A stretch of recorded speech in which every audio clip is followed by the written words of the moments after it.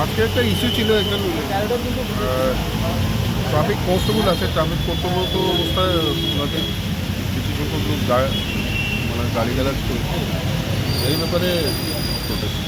তো আমরা এই কেস নিয়েছি, স্পেসিফিক কেস নেওয়া আছে, অ্যাকশন করবে স্যার। অ্যাকশন করবে।